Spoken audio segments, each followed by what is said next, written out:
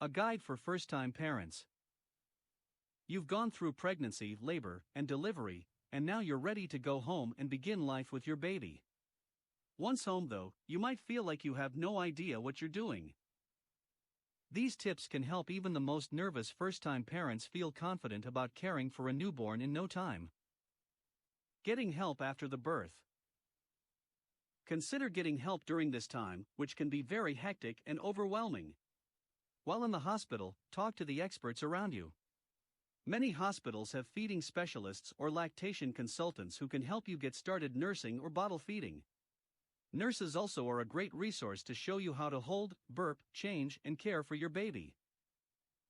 For in-home help, you might want to hire a baby nurse, postpartum doula, or a responsible neighborhood teen to help you for a short time after the birth. Your doctor or the hospital can help you find information about in-home help, and might make a referral to home health agencies. Relatives and friends often want to help too. Even if you disagree on certain things, don't dismiss their experience. But if you don't feel up to having guests, or you have other concerns, don't feel guilty about placing restrictions on visitors. Handling a newborn. If you haven't spent a lot of time around newborns, their fragility may be intimidating. Here are a few basics to remember. Wash your hands or use a hand sanitizer before handling your baby. Newborns don't have a strong immune system yet, so they're at risk for infection. Make sure that everyone who handles your baby has clean hands. Support your baby's head and neck. Cradle the head when carrying your baby and support the head when carrying the baby upright or when you lay your baby down. Never shake your newborn, whether in play or in frustration. Shaking can cause bleeding in the brain and even death. If you need to wake your infant, don't do it by shaking instead. Tickle your baby's feet or blow gently on a cheek. Make sure your baby is securely fastened into the carrier, stroller, or car seat. Limit any activity that could be too rough or bouncy. Remember that your newborn is not ready for rough play, such as being jiggled on the knee or thrown in the air. Bonding and soothing. Bonding, probably one of the most pleasurable parts of infant care, happens during the sensitive time in the first hours and days after birth when parents make a deep connection with their infant. Physical closeness can promote an emotional connection. For infants, the attachment contributes to their emotional growth, which also affects their development in other areas, such as physical growth. Another way to think of bonding is falling in love with your baby. Children thrive from having a parent or other adult in their life who loves them unconditionally. Begin bonding by cradling your baby and gently stroking him or her in different patterns. Both you and your partner can also take the opportunity to be skin to skin, holding your newborn against your own skin while feeding or cradling. Babies, especially premature babies and those with medical problems, may respond to infant massage. Certain types of massage may enhance bonding and help with infant growth and development. Many books and videos cover infant massage. Ask your doctor for recommendations. Be careful, however, babies are not as strong as adults, so massage your baby gently. Babies usually love vocal sounds, such as talking, babbling, singing, and cooing. Your baby will probably also love listening to music. Baby rattles and musical mobiles are other good ways to stimulate your infant's hearing. If your little one is being fussy, try singing, reciting poetry and nursery rhymes, or reading aloud as you sway or rock your baby gently in a chair. Some babies can be unusually sensitive to touch, light, or sound, and might startle and cry easily, sleep less than expected, or turn their faces away when someone speaks or sings to them. If that's the case with your baby, keep noise and light levels low to moderate. Swaddling, which works well for some babies during their first few weeks, is another soothing technique first-time parents should learn. Proper swaddling keeps a baby's arms close to the body, while allowing for some movement of the legs. Not only does swaddling keep a baby warm, but it seems to give most newborns a sense of security and comfort. Swaddling also may help limit the startle reflex, which can wake a baby. Here's how to swaddle a baby. Spread out the receiving blanket with one corner folded over slightly. Lay the baby face up on the blanket with his or her head above the folded corner. Wrap the left corner over the body and tuck it beneath the back of the baby, going under the right arm. Bring the bottom corner up over the baby's feet and pull it toward the head, folding the fabric down if it gets close to the face. Be sure not to wrap too tightly around the hips. Hips and knees should be slightly bent and turned out. Wrapping your baby too tightly may increase the chance of hip dysplasia. Wrap the right corner around the baby and tuck it under the baby's back on the left side, leaving only the neck and head exposed. To make sure your baby is not wrapped too tight, make sure you can slip a hand between the blanket and your baby's chest, which will allow comfortable breathing. Make sure, however, that the blanket is not so loose that it could become undone. Babies should not be swaddled after they're 2 months old. At this age, some babies can roll over while swaddled, which increases their risk of sudden infant death syndrome, SIDS. All about diapering. You'll probably decide before you bring your baby home whether you'll use cloth or disposable diapers. Whichever you use, your little one will dirty diapers about 10 times a day, or about 70 times a week. Before diapering your baby, make sure you have all supplies within reach, so you won't have to leave your infant unattended on the changing table. You'll need a clean diaper, fasteners if cloth pre-fold diapers are used, diaper ointment, diaper wipes or a container of warm water and a clean washcloth or cotton balls. After each bowel movement or if the diaper is wet, lay your baby on his or her back and remove the dirty diaper. Use the water, cotton balls, and washcloth or the wipes to gently wipe your baby's genital area clean. When removing a boy's diaper, do so carefully because exposure to the air may make him urinate. When wiping a girl, wipe her bottom from front to back to avoid a urinary tract infection (UTI). To prevent or heal a rash, apply ointment. Always remember to wash your hands thoroughly after changing a diaper. Diaper rash is a common concern. Typically the rash is red and bumpy, and will go away in a few days with warm baths, some diaper cream, and a little time out of the diaper. Most rashes happen because the baby's skin is sensitive and becomes irritated by the wet or poopy diaper. To prevent or heal diaper rash, try these tips. Change your baby's diaper often, and as soon as possible after bowel movements. Gently clean the area with mild soap and water. Wipes sometimes can be irritating, then apply a very thick layer of diaper rash or barrier cream. Creams with zinc oxide are preferred because they form a barrier against moisture. If you use cloth diapers, wash them in dye and fragrance-free detergents. Let the baby go undiapered for part of the day. This gives the skin a chance to wear out. If the diaper rash continues for more than 3 days, or seems to be getting worse, call your doctor. It may be caused by a fungal infection that requires a prescription. Bathing basics. You should give your baby a sponge bath until the umbilical cord falls off and the navel heals completely, 1 to -4 weeks. The circumcision heals, 1 to -2 weeks. A bath 2 or 3 times a week in the first year is fine. More frequent bathing may be drying to the skin. Have these items ready before bathing your baby. A soft, clean washcloth. Mild, unscented baby soap and shampoo. A soft brush to stimulate the baby's scalp. Towels or blankets. A clean diaper. Clean clothes. Sponge baths.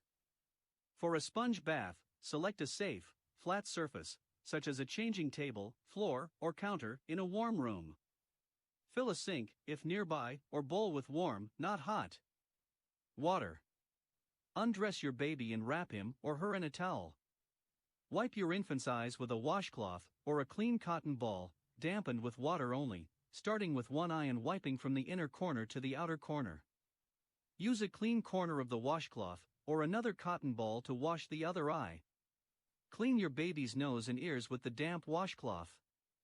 Then wet the cloth again and, using a little soap, wash his or her face gently and pat it dry.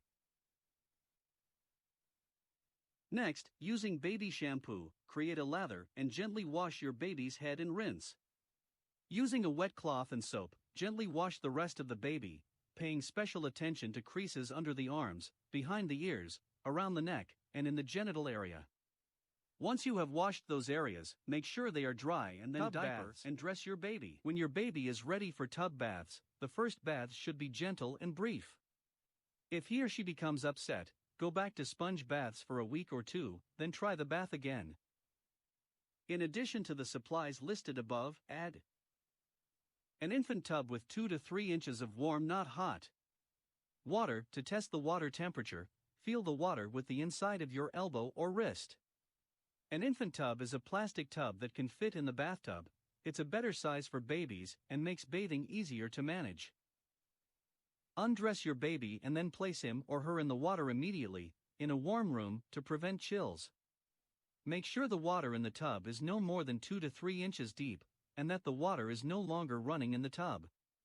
Use one of your hands to support the head and the other hand to guide the baby and feet first. Speaking gently, slowly lower your baby up to the chest into the tub. Use a washcloth to wash his or her face and hair. Gently massage your baby's scalp with the pads of your fingers or a soft baby hairbrush, including the area over the fontanelles, soft spots, on the top of the head. When you rinse the soap or shampoo from your baby's head, cup your hand across the forehead so the suds run toward the sides and soap doesn't get into the eyes. Gently wash the rest of your baby's body with water and a small amount of soap. Throughout the bath, regularly pour water gently over your baby's body, so he or she doesn't get cold. After the bath, wrap your baby in a towel immediately, making sure to cover his or her head. Baby towels with hoods are great for keeping a freshly washed baby warm. While bathing your infant, never leave the baby alone. If you need to leave the bathroom, wrap the baby in a towel and take him or her with you. Circumcision and umbilical cord care. Immediately after circumcision, the tip of the penis is usually covered with gauze coated with petroleum jelly to keep the wound from sticking to the diaper. Gently wipe the tip clean with warm water after a diaper change, then apply petroleum jelly to the tip so it doesn't stick to the diaper. Redness or irritation of the penis should heal within a few days, but if the redness or swelling increases, or if pus-filled blisters form, infection may be present, and you should call your baby's doctor immediately. Umbilical cord care in newborns is also important. Some doctors suggest swabbing the area with rubbing alcohol until the cord stump dries up and falls off, usually in 10 days to 3 weeks, but others recommend leaving the area alone. Talk to your child's doctor to see what he or she prefers. An infant's navel area shouldn't be submerged in water until the cord stump falls off and the area is healed. Until it falls off, the cord stump will change color from yellow to brown or black. This is normal. Call your doctor if the navel area looks red or if a foul odor or discharge develops. Feeding and burping your baby.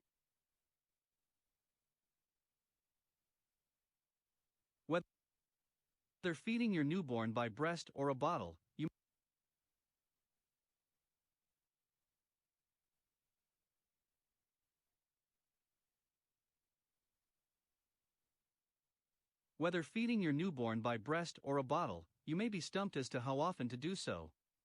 Generally, it's recommended that babies be fed on demand whenever they seem hungry. Your baby may cue you by crying, putting fingers in his or her mouth, or making sucking noises. A newborn baby needs to be fed every 2 to 3 hours. If you're breastfeeding, give your baby the chance to nurse about 10 to 15 minutes at each breast. If you're formula feeding, your baby will most likely take about 2 to 3 ounces, 60 to minus 90 milliliters, at each feeding. Some newborns may need to be awakened every few hours to make sure they get enough to eat. Call your baby's doctor if you need to wake your newborn often, or if your baby doesn't seem interested in eating or sucking. If you're formula feeding, you can easily monitor if your baby is getting enough to eat, but if you're breastfeeding, it can be a little trickier. If your baby seems satisfied, produces about 6 wet diapers and several stools a day, sleeps well, and is gaining weight regularly, then he or she is probably eating enough. Another good way to tell if your baby is getting milk is to notice if your breasts feel full before feeding your baby and less full after feeding. Talk to your doctor if you have concerns about your child's growth or feeding schedule. Babies often swallow air during feedings, which can make them fussy. To help prevent this, burp your baby often. Try burping your baby every 2 to 3 ounces, 60 to 90 milliliters, if you bottle feed, and each time you switch breasts if you breastfeed. If your baby tends to be gassy, has gastroesophageal reflux, or seems fussy during feeding, try burping your little one after every during bottle feeding or every 5 minutes during breastfeeding. Try these burping tips. Hold your baby upright with his or her head on your shoulder. Support your baby's head and back while gently patting the back with your other hand. Sit your baby on your lap. Support your baby's chest and head with one hand by cradling your baby's chin in the palm of your hand and resting the heel of your hand on your baby's chest. Be careful to grip your baby's chin, not throat. Use the other hand to gently pat your baby's back. Lay your baby face down on your lap. Support your baby's head, making sure it's higher than his or her chest, and gently pat or rub his or her back. If your baby doesn't burp after a few minutes, change the baby's position and try burping for another few minutes before feeding again. Always burp your baby when feeding time is over, then keep him or her in an upright position for at least 10 to 15 minutes to avoid spitting up. Sleeping basics. As a new parent, you may be surprised to learn that your newborn, who seems to need you every minute of the day, actually sleeps about 16 hours or more. Newborns typically sleep for periods of 2 to 4 hours. Don't expect yours to sleep through the night. The digestive system of babies is so small that they need nourishment every few hours and should be awakened if they haven't been fed for 4 hours, or more often if your doctor is concerned about weight gain. When can you expect your baby to sleep through the night? Many babies sleep through the night, between 6 to 8 hours, at 3 months of age, but if yours doesn't, it's not a cause for concern. Like adults, babies must develop their own sleep patterns and cycles, so if your newborn is gaining weight and healthy, don't despair if he or she hasn't slept through the night at 3 months. It's important to always place babies on their backs to sleep to reduce the risk of SIDS, sudden infant death syndrome. Other safe sleeping practices include not using blankets, quilts, sheepskins, stuffed animals, and pillows in the crib or bassinet. These can suffocate a baby, and sharing a bedroom, but not a bed, with the parents for the first 6 months to 1 year. Also be sure to alternate the position of your baby's head from night to night, first right, then left, and so on, to prevent the development of a flat spot on one side of the head. Many newborns have their days and nights mixed up. They tend to be more awake and alert at night, and more sleepy during the day. One way to help them is to keep stimulation at night to a minimum. Keep the lights low, such as by using a nightlight. Reserve talking and playing with your baby for the daytime. When your baby wakes up during the day, try to keep him or her awake a little longer by talking and playing. Even though you may feel anxious about handling a newborn, in a few short weeks you'll develop a routine and be parenting like a pro. If you have questions or concerns, ask your doctor to recommend resources that can help you and your baby grow together.